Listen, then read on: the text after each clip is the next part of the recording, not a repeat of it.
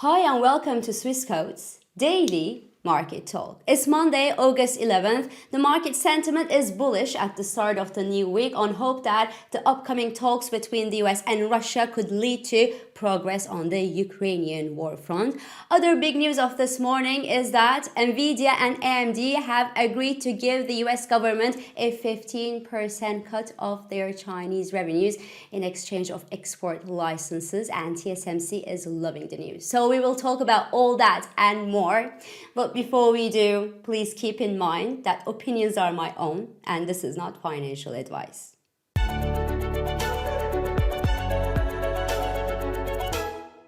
So the new week starts with gains in most Asian indices, and futures are also ended positive in the early hours of the new trading week. The S&P 500 actually posted its strongest week since late June last week on the back of robust earnings from the S&P 500 companies, further appetite for the technology stocks of the United States, and hopes of progress in the Ukrainian war. Trade and tariff chaos have been for now left behind, which has also translated into improved sentiment and improved appetite for the stock 600 stocks. Although note that the concrete implications of the trade war and the tariffs will come to investors' attention in waves as data flows in and shows the damage of the tariffs and the trade uncertainties on their businesses. But this Monday morning, let's talk about good stuff. Attention is on Ukraine and on optimism that there could be progress on that front, and also on the news that Nvidia and AMD, so the two chip makers, will give the US government a cut of their Chinese businesses. But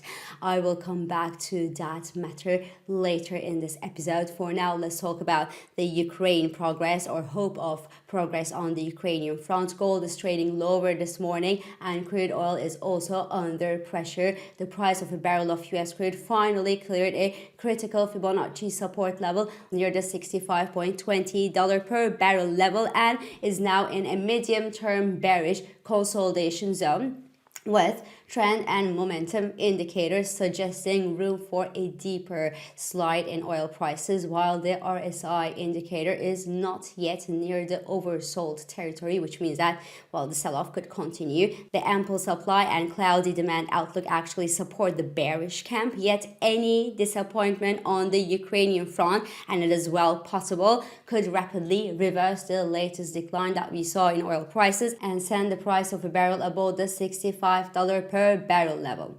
Now, falling energy prices is obviously good news for inflation watchers because they should help keep inflation in check. And that's very important for those expecting the Federal Reserve to cut the interest rates as early as next month, as early as the September Fed meeting. So this week, the US will be revealing its most watched CPI figures. So both headline and core CPI numbers from the US are expected to have risen in the month of July. Core inflation actually remains pretty sticky near the 3% level, which is well above the Fed's 2% policy target, which in normal times and in theory should justify a no rate cut from the Fed next month. But alas, times are not normal, obviously, and increasing pressure from the White House for lower rates, along with the replacement of some outgoing Fed members by dovish and White House and rate cut friendly members, obviously suggest that the rate cuts in the US will happen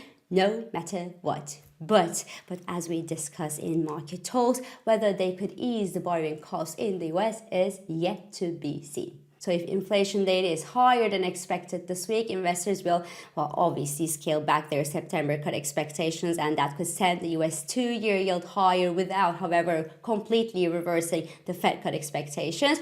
Or if the data points to lower than expected numbers in terms of inflation, investors' reaction could actually be two-sided. Either they believe the numbers are accurate and top up their dovish Fed expectations, which would then result in lower short-term yields and probably higher valuations in terms of risk assets, or they will question the accuracy of the government data after the BLS chief got fired 2 Fridays ago, remember, for having announced unpleasant revisions to the US jobs data. For now, The US 2-year yield is recovering its post-NFP decline. The US dollar remains under pressure from the dovish Fed expectations, and the majors, including the Eurodollar and cable, extend gains, while the dollar yen continues to see resistance near the 148 level this morning.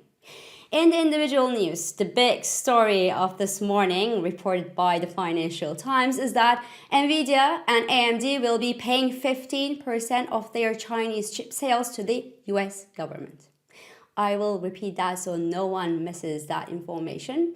Nvidia and AMD, so the stars of the AI chip space of the US, are apparently, reportedly, willing to pay 15% of the money that they make from their Chinese chip sales to the US government in an effort to reduce their export restriction risks toward China and hence increase visibility on their Chinese revenues. That is huge. I mean, not the 15% per se, but the idea of paying the US government for softening export policies and ensuring export licenses that were originally meant to control national security risks is an unusual move. We don't know what to make out of it. The Chinese haven't reacted so far, at least to my knowledge, because they actually don't care about what Nvidia or AMD do with their revenues. But if the US government is ready to exchange some national security risks for money, that's obviously very, very good news for Nvidia and AMD, who are ready to pay for having some visibility on their Chinese market. So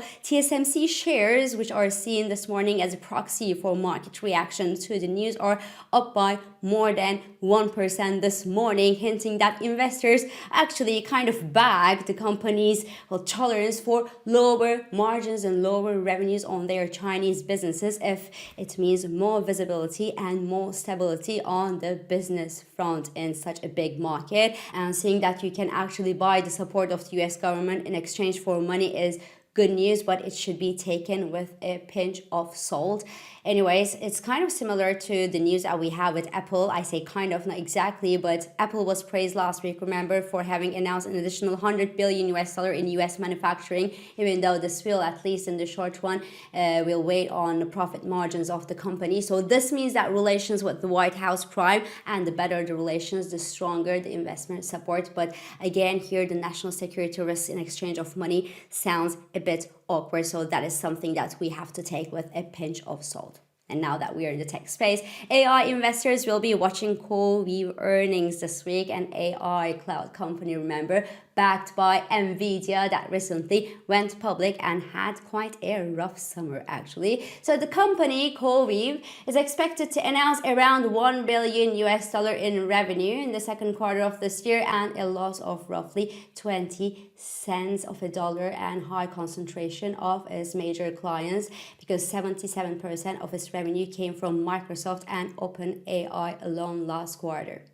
But moving outside CoreWeave, the data center business, energy, and cybersecurity, these three sectors are the backbones of AI adoption. So if you like AI, you should also have some exposure to these essential side sectors: energy, cybersecurity, and data centers. So CoreWeave is in the good place. Now let's see if it can grow its client base. And coming back to the cybersecurity, note that cybersecurity stocks have been under pressure this summer, and that's partly due to macroeconomic and rate risk, but it's also due to seasonal weakness, and it is also due to the fact that these companies are now in the middle of a firewall refresh cycle. So price pullbacks would actually be interesting opportunities for investors who are long the cybersecurity stocks to strengthen their exposure. So this is all for today. I'm İpek Özkardeşkaya, and thank you for joining me, and thank you for all your beautiful and supportive comments.